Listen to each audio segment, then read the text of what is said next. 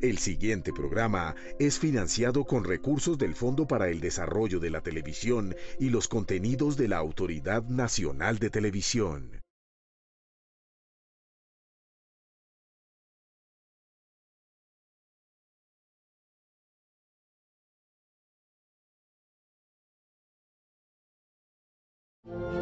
Asegurando que a Jaime Garzón lo asesinó un nuevo escuadrón de la muerte ultrafascista.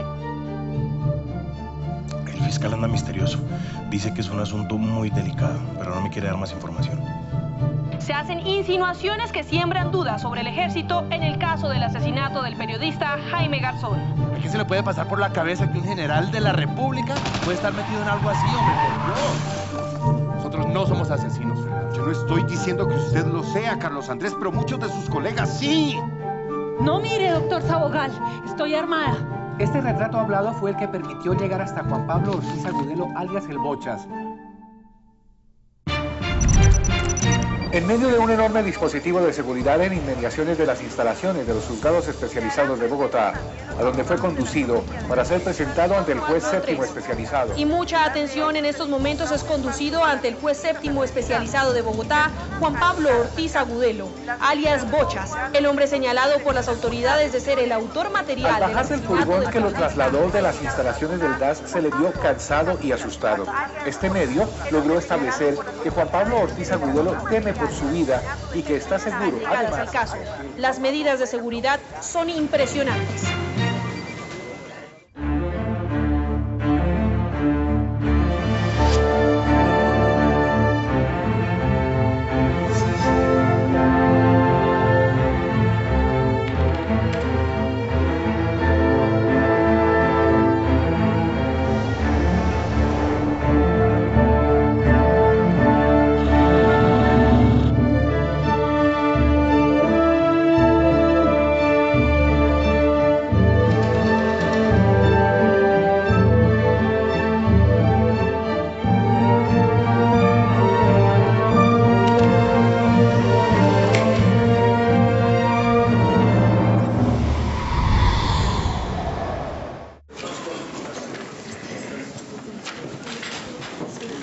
Tengan ustedes todo muy bien día.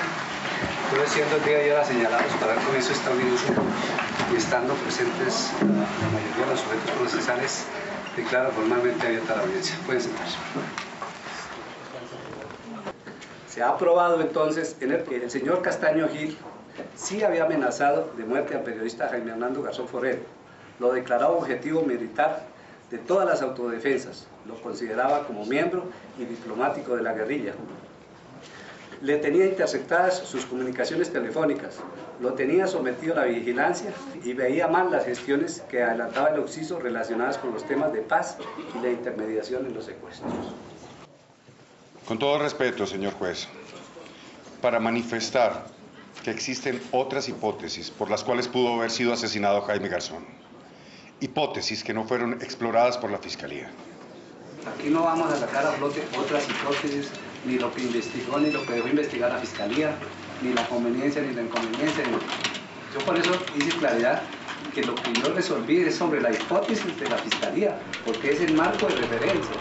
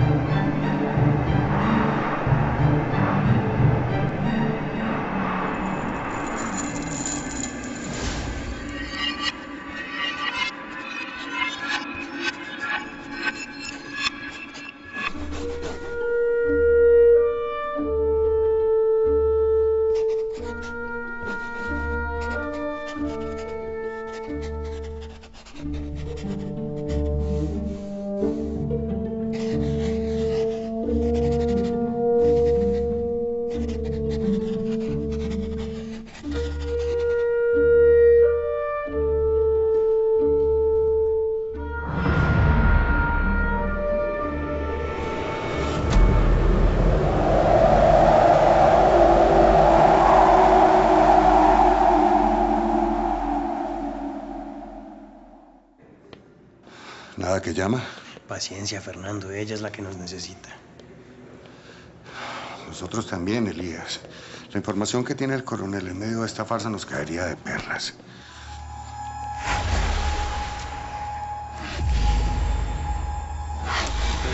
Es una persona trabajadora y no como la fiscalía me calumnia de ser un sicario a sueldo.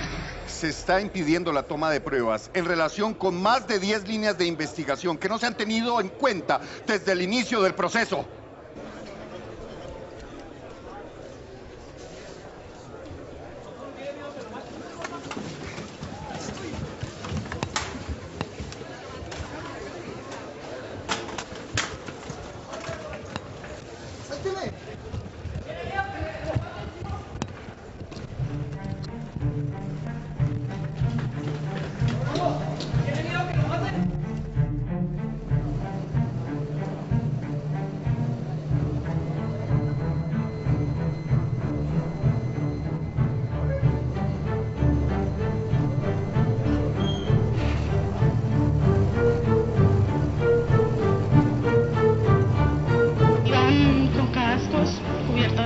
El rostro.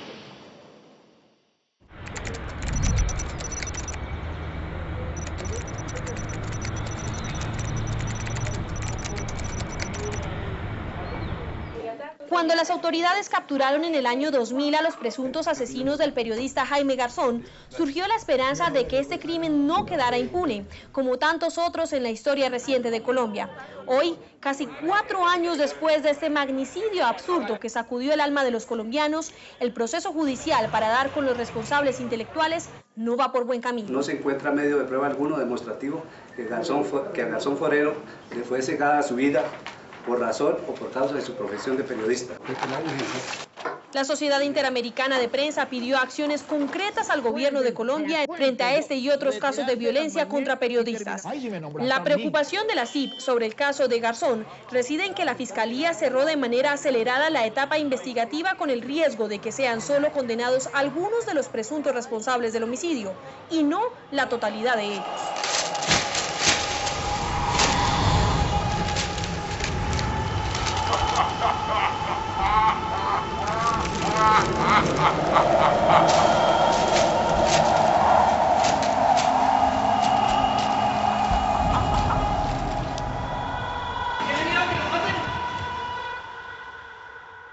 Estas son las declaraciones de uno de los abogados que sigue el caso Garzón. Aquí hay una mano muy poderosa quitando y poniendo testigos, manipulando la investigación, alejándonos en todo caso de la verdad que tanto necesita este país. Estas declaraciones han causado polémica debido a que acusa al gobierno directo. ¿Aló? Doctor Sabogal, lo vimos en televisión con mi marido. Mi marido está negociando por otro lado también, doctor. Le manda a decir que es mejor que se afane con las visas y que baje a la calle y compre el periódico de hoy.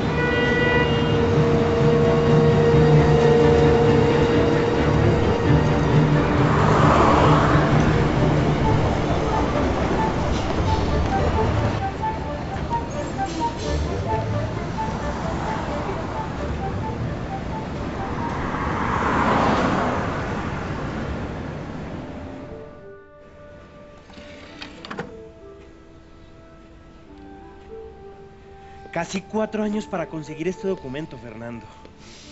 Siendo el 13 de agosto de 1999, la testigo declaró que vi como a una distancia aproximada de unos 12 metros, 2 jóvenes en una moto 250.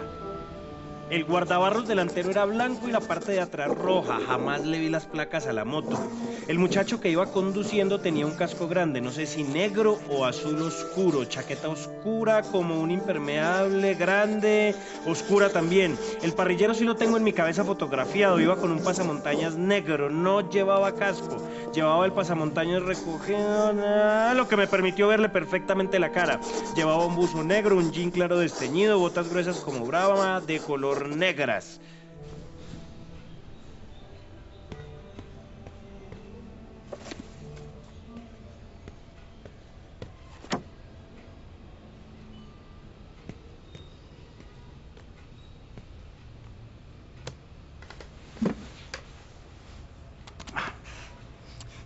Calle 22F con 42B. Según la declaración, la testigo vio todo desde la ventana. Es muy extraño tanto detalle, Fernando. Sobre todo si el sicario llevaba casco. ¿Ah?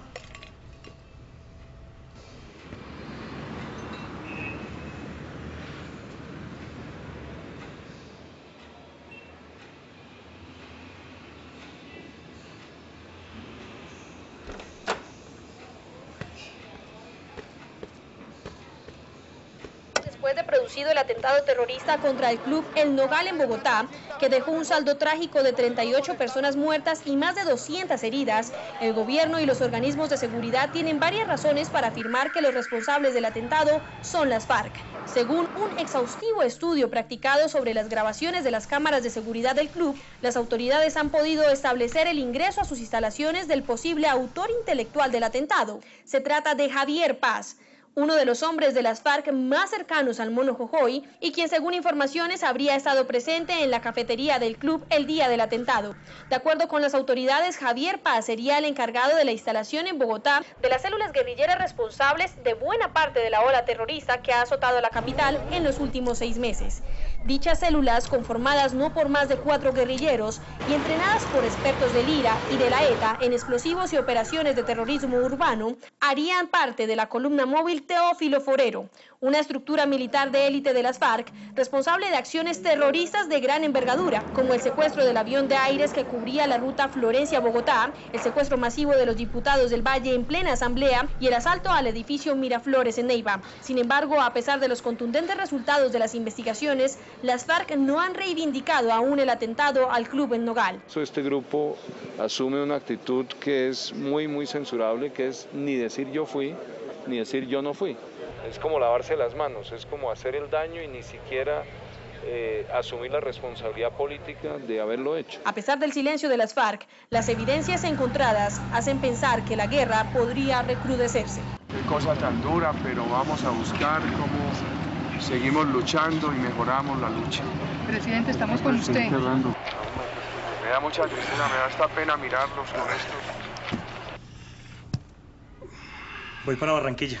Un periodista me tiene información sobre Correa de Andrés. Caso asesinato profesores. Hoy mismo es la manifestación. Vuelvo hasta el lunes por la tarde.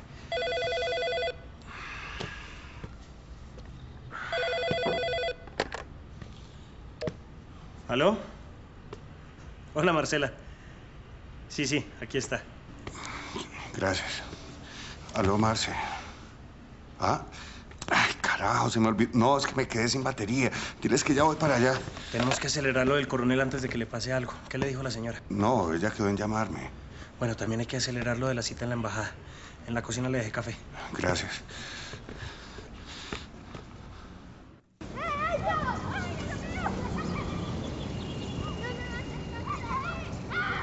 ¿A Nicolás sí le sirvió el disfraz del hombre araña? Pues yo no se lo medí, pero yo creo que sí. Bueno, es que pena la demora. Me imagino que me perdí el ponqué. ¿Que se enrumó anoche? Ah, las contó Marcela. Ojalá. El caso de Jaime, que es un completo rompecabezas.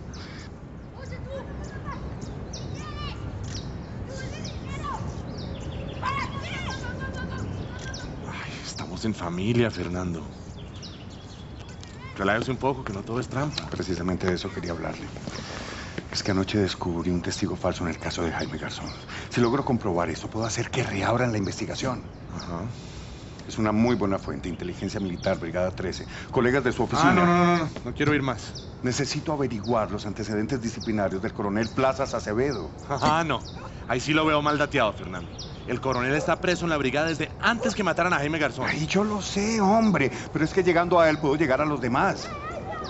¿Cuáles demás? ¿Cuáles otros, ah? ¿Qué es esa cacería de brujas contra los militares? ¿Acaso yo le estoy diciendo todos los días que todos los abogados son corruptos? Yo no estoy hablando de ese tipo de cosas. No se trata de usted y yo. Se trata de este país donde todos los días estamos exponiendo el pellejo. Se trata de este país donde un niño como Nicolás no puede crecer tranquilo gracias a una parranda de servidores públicos, corruptos y criminales que andan sueltos por ahí. Ok, Fernando, hagamos algo. Yo voy a investigar un par de cosas en la brigada. Si encuentro que usted puede tener la más mínima razón, me comprometo a ayudarle como el que más. Pero si es usted el equivocado, Nunca jamás quiero oírlo hablar mal ni de un soldado raso. ¿Usted quién es? ¿Usted por qué no se está tomando fotos? Entrégueme la cámara. Ey, señora, tranquila. Señor, ¿usted qué tiene ahí? Entrégueme la cámara. Entregue. Este señor nos está espiando. Dile que te muestre las fotos. Ey, disculpe, señora. Yo estoy trabajando. Si usted quiere, puede mirar. No hace falta, hombre. Tranquilo, usted disculpe. Marce, estás cansada. Mejor vámonos a la casa. No. Mira, yo no estoy loca. Yo sé lo que vi. Yo no estoy diciendo eso, Marce. Solamente que no has dormido bien. Vamos a la casa y te doy un masaje, ¿te parece?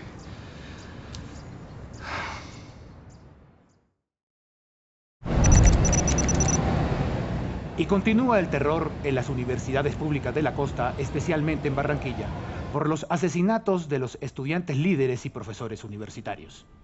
El profesor y sociólogo Alfredo Correa de Andrés fue ultimado a tiros el viernes pasado por sicarios.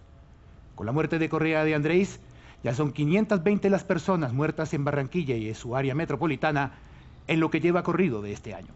En el sector de la calle 60 con la carrera 53, barrio Viejo Prado de Barranquilla, todo era normal. Pero a las 2:30 de la tarde esa tranquilidad se vio interrumpida por el accionar de dos sicarios que de manera repentina atacaron a tiros al sociólogo e investigador Alfredo Correa de Andrés y su escolta personal Eduardo Ochoa. Se conoció que el profesor Correa de Andrés, minutos antes de su asesinato, caminaba por la carrera 53 cuando fue baleado por un joven de aproximadamente 22 años de edad. Las autoridades judiciales de Barranquilla buscan a este hombre. Se informó a través de fuentes oficiales que el sicario utilizó una pistola calibre 9 milímetros para cometer el hecho. De igual manera se estableció que el sociólogo Correa de Andrés no murió de inmediato luego de recibir los impactos de bala y que lo llevaron hasta la clínica El Prado, donde falleció minutos más tarde.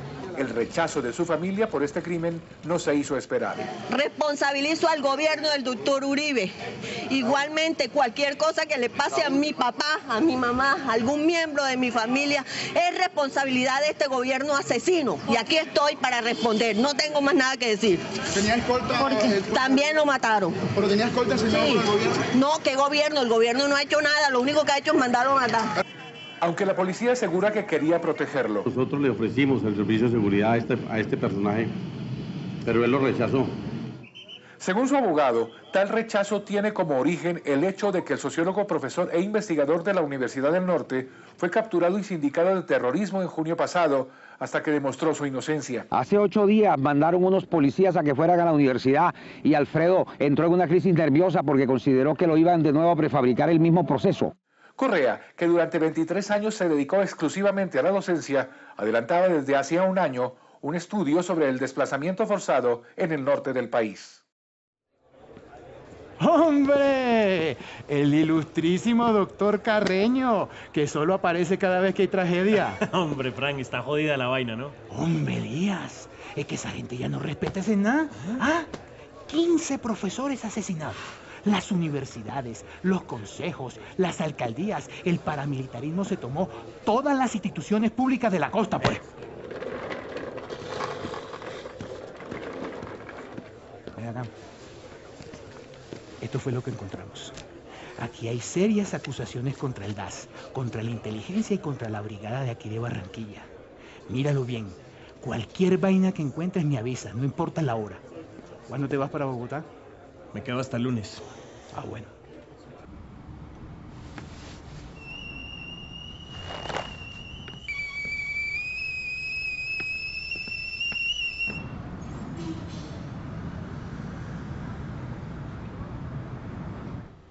Como te decía... Perdón. Diga. ¿Doctor Sabogal? Sí. Antonio Zárate de Ibagué. Disculpe que lo moleste en fin de semana, pero es que es urgente. Pues sí, dígame, ¿en qué le puedo servir? Yo sé que la fundación no da abasto, pero es que es importante que se ocupen del caso de Cajamarca. Ya son 2 masacres. Usted sabe que a nosotros en provincia nos queda muy difícil. Ya nos llegaron las primeras amenazas.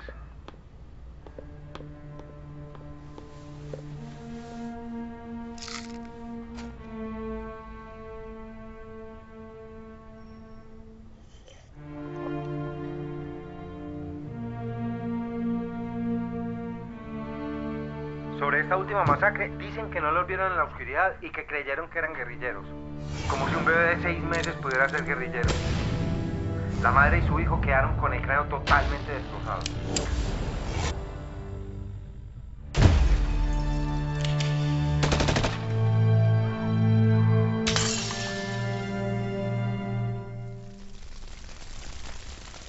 Estamos intentando desmontar la versión del ejército, pero carecemos de pruebas, porque hasta hace una semana no dejaban entrar a nadie al lugar de los hechos.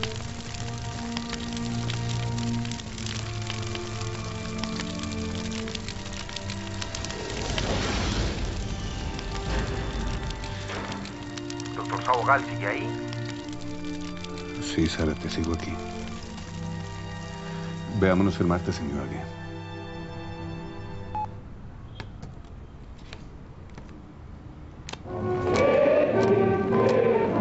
Aquí no ha habido redadas como arbitrariamente lo dicen los politiqueros de derechos humanos.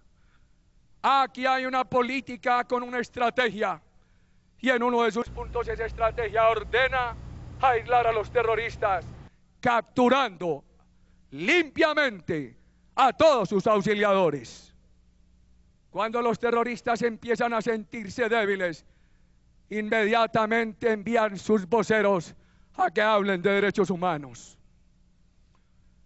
Ellos saben que su única arma es la calumnia que hipócritamente se esconde detrás de los derechos humanos.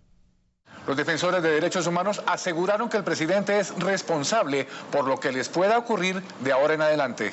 Cualquier agresión, cualquier ataque, cualquier amenaza contra los defensores de derechos humanos en Colombia es producto de esas declaraciones del presidente de la República. El gobierno ha declarado la guerra contra la gente desarmada, contra las organizaciones de derechos humanos, que realizan un trabajo legítimo, protegido por la comunidad internacional. Marce, ya.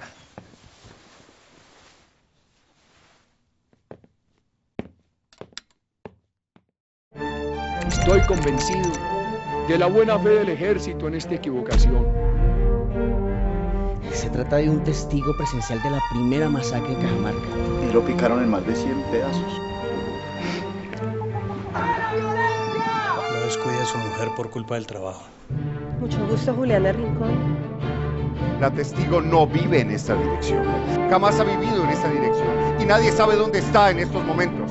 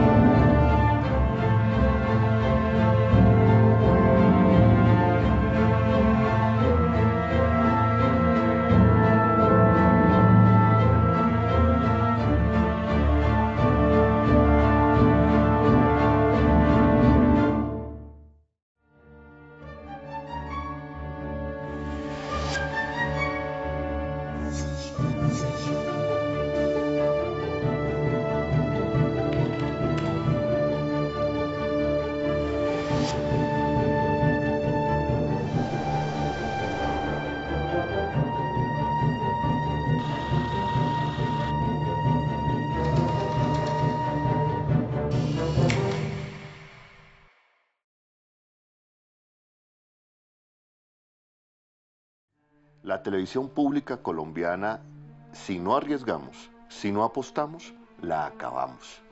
¿Cómo va la televisión pública colombiana Creo que no va a ser una televisión que verdaderamente le aporte a la construcción de una nueva sociedad. ¿Y cuál es esa nueva sociedad? La sociedad reconciliada que nos merecemos los colombianos.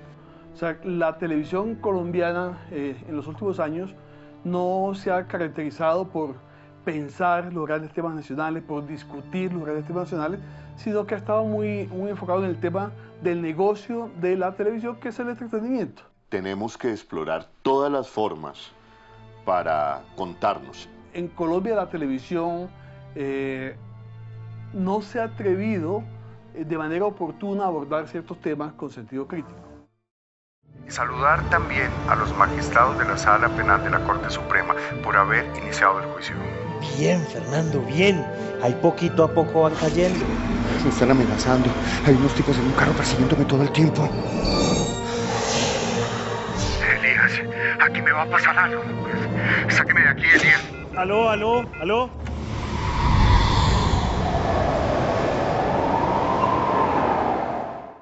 Sabogal es el resultado de un largo y arduo proceso de investigación y de escritura, en el que trabajamos con una serie de abogados defensores de derechos humanos que han llevado los casos más emblemáticos y representativos de lo que significó la violencia sociopolítica en los últimos años en el país. Soy víctima de los conflictos ocurridos en el 2003 en el municipio de Cajamarca, vereda Potosí.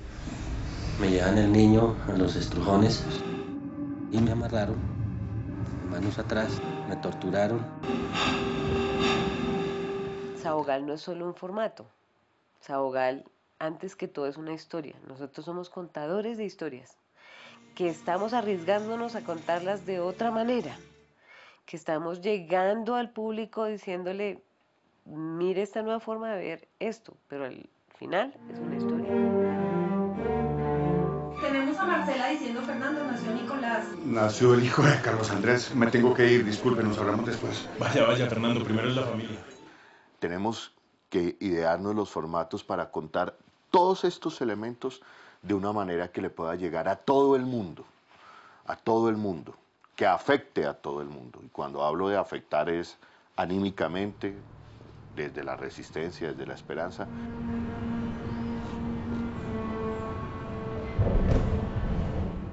En un momento de la historia del país tan complejo, políticamente y socialmente, y donde hay tantos medios, es cuando más se necesita el debate.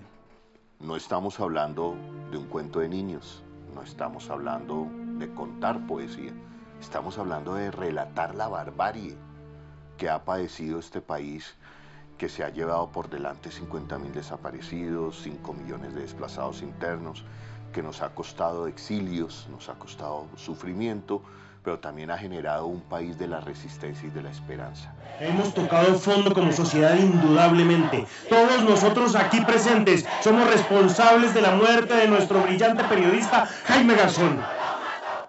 Sabogal es una serie para televisión repartida en 13 capítulos. Está construida como un thriller judicial. Pretende sumergirnos en los últimos años de la historia de violencia sociopolítica de este país, y tiene como personaje protagónico a un abogado, defensor de derechos humanos. A través de él vemos la lucha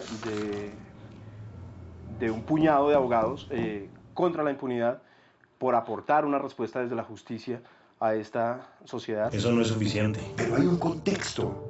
Acusaciones en la prensa, la oposición hacia el proceso de paz. Bueno, a mí Sabogal me parece que es muy importante, casi trascendental, en la historia de la televisión pública. Yo sí creo que la televisión pública, en la medida en que representa el punto de vista de los intereses del conjunto de la ciudadanía, es más factible que construya de manera que le sirva al país esa memoria. Judicialmente no hay nada. Solo tenemos un retrato hablado, bueno, y un testigo, pero que no nos dejan ver. Fer, hay un carro parqueado enfrente desde esta tarde. Yo creo que nos están vigilando. El tipo ni siquiera se ha bajado a orinar. Necesitas descansar. Contar este tipo de historias de defensores de derechos humanos, que son, creo que, historias que nunca se han contado. ¿Qué vive un defensor? ¿Qué hay detrás de ese tejemaneje, de esa telaraña de las investigaciones que sacan adelante los defensores de derechos humanos y que en el fondo de la telaraña lo que involucran son los grandes magnicidios que han cambiado la historia, lamentablemente, de este país. Lo hemos construido como un thriller judicial en donde ponemos en escena a un personaje al que le resulta imposible continuar viviendo su vida normal mientras los responsables de los crímenes más representativos de la barbarie que ha sufrido el país en los últimos años continúan en la calle en total impunidad. ¿Cómo puede hacer unos proyectos personales en estos momentos, Marcela? Saugal como formato es una apuesta en la que queremos llevar al espectador por nuestra propia historia de una forma diferente. Pues que nos estamos apoyando en la animación como herramienta para contar la vida de una persona.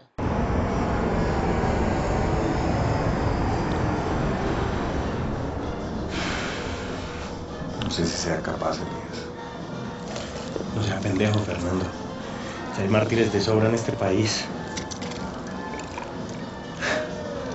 Le llegó la fiscalía. O sea, creo que técnicamente es muy valioso porque por primera vez la televisión pública, y yo creo que la televisión privada, que yo recuerdo, no ha hecho nada similar en Colombia, una animación en 3D. No mire, doctor Saugal, estoy armada. No hace falta, señora. Colombia tiene que hacer un ejercicio de relatar, de contarse, de contar la barbarie, de contar este tipo de relatos, pero también adicionalmente a eso tenemos que preguntarnos cómo lo contamos, de qué manera imaginativa, cómo se lo contamos a nuestros hijos, a las generaciones que no conocieron un Pizarro, no conocieron un Jaime Garzón, y que son generaciones que van a ser los grandes motores y constructores de paz, de la reconciliación y del posconflicto en este país. Por eso este formato y por eso nos lanzamos a contar esta historia.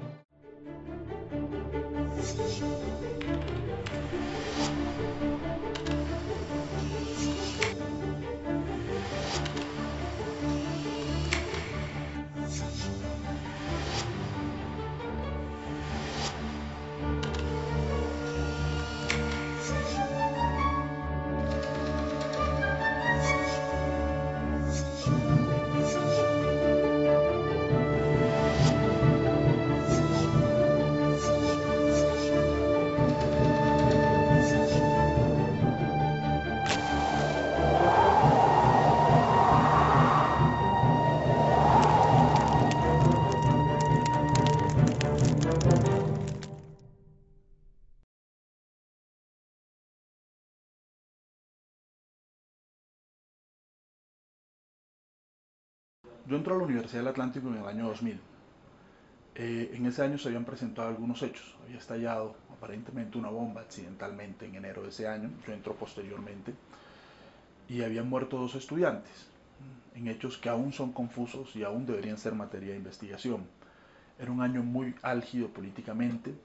Eran años donde había mucha confrontación interna entre distintos sectores de la universidad, particularmente sectores que denunciaban la corrupción y denunciaban cómo se estaban desviando presupuestos de la universidad hacia otro tipo de actividades e incluso posiblemente hacia actividades ilegales ligadas al paramilitarismo.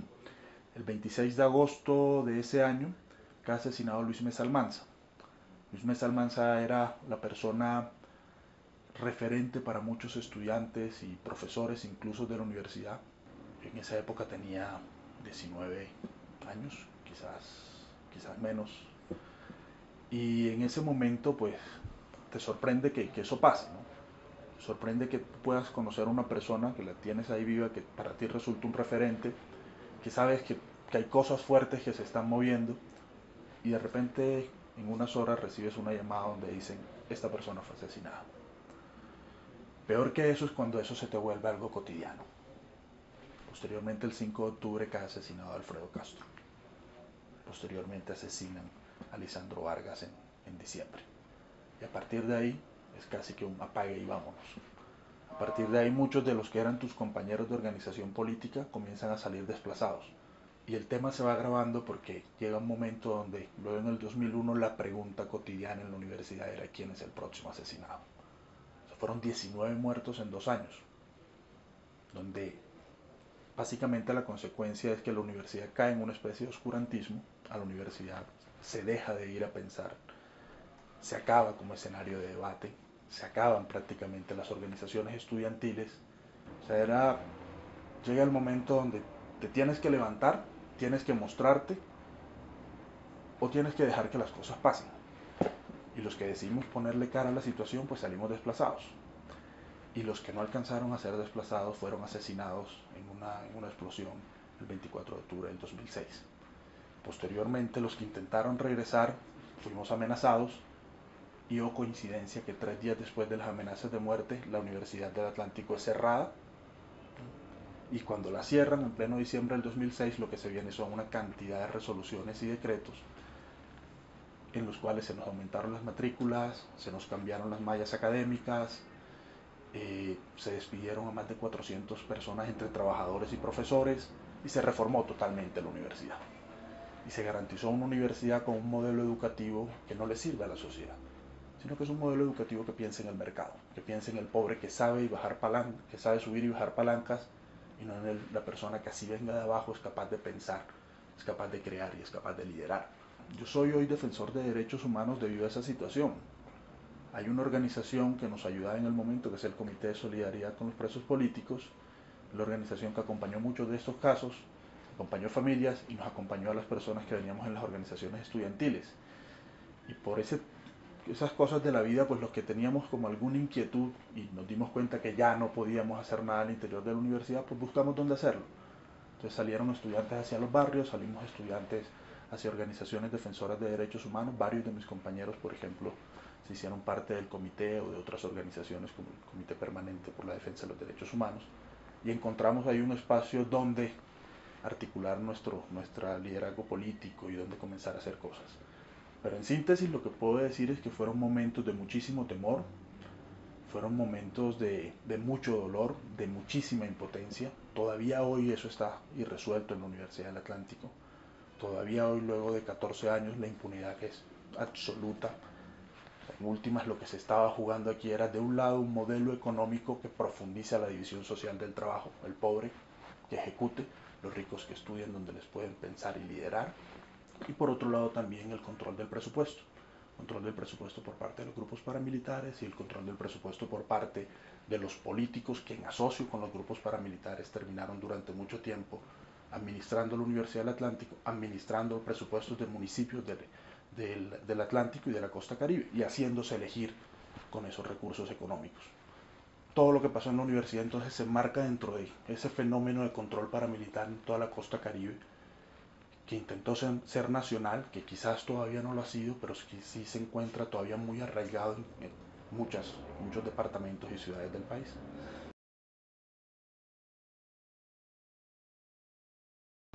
Yo creo que esto es, o lo quiero ver así, esto es momentáneo. Yo creo que lo que hemos trabajado, los defensores de derechos humanos, sobre todo los más viejos, que le han metido décadas y décadas a esto, pues en últimas está contribuyendo a un cambio en Colombia. Yo creo que hoy se puede soñar en Colombia con un fin, al menos del conflicto armado, no del conflicto. Se puede soñar en Colombia con un posible escenario de posguerra, con un posible escenario de construcción por fuera del fenómeno de la violencia política.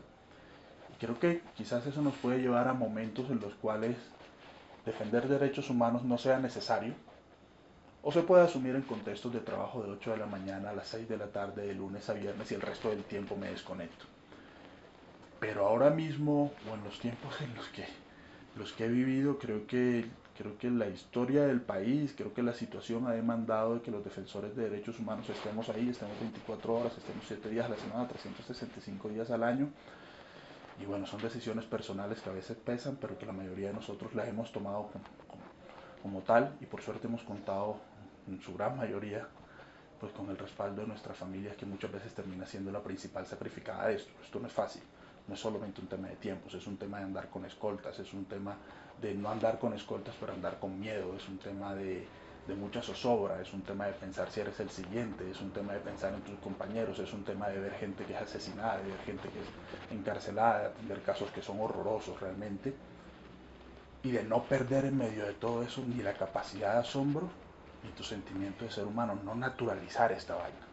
O sea, el día que naturalicemos esto y que se nos haga normal, estamos perdidos. Yo creo que la mayor parte de la gente lo entiende así. Los defensores de derechos humanos en Colombia muchas veces no somos las personas que estamos llorando en un escritorio, no lo vamos a hacer delante de una víctima, pero sí somos personas que estamos padeciendo y muchas veces recogiendo toda la porquería que pasa en este país y guardándonoslas y sufriéndolas realmente. Esta es una penitencia, pero lo interesante de esta penitencia es que no todo es malo y que hay veces que logras cosas buenas, hay veces que haces justicia, que logras que caiga un militar, que logras que caiga un paramilitar, que salga de Justicia y Paz, que logras que un defensor de derechos humanos que estaba tras las rejas pueda recuperar su libertad, que caiga la ley del fuero penal militar, que en el país comience a hablarse de proceso de paz. Yo creo que el país le debe mucho a los defensores y defensoras de derechos humanos y eso hace que este trabajo valga la pena. Y creo que algún día más, en muchas décadas, quizás este trabajo sea más reconocido y quizás haya mayores condiciones para que la gente pueda conocer muchas de las historias que las organizaciones defensoras de derechos humanos tienen guardadas y muchas de las cosas que hemos hecho por el bienestar de este país.